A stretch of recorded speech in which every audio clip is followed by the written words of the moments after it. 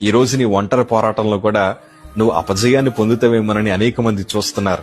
కానీ గుండెల మీద చేతులేసుకొని చెప్తున్నాను, దేవుని మీద ఆధారపడిన మన జీవితాల్ని ఆయన ఓడిపోనివ్వడం.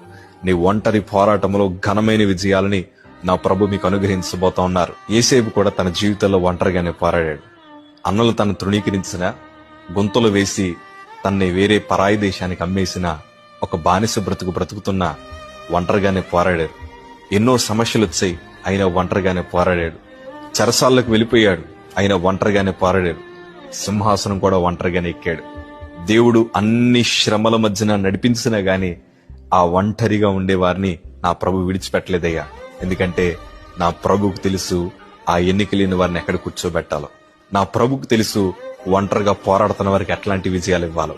ఈ రోజు నీ పక్షాన్ని ఎవ్వరూ లేరనుకొద్దయ్యా, ప్రభు ఉన్నాడన్న సంగతి మర్చిపోద్దు. ఈ రోజు ఎవరూ నీ వెనకాల నిలబడలేదని బాధపడద్దయ్యా, ఆయన నీ ముందర నడుస్తున్నాడన్న సంగతి మర్చిపోద్దు. దేవుడు నీ ఒంటరి పోరాటంలో విజయాన్ని దయచేయబోతున్నారు. God bless.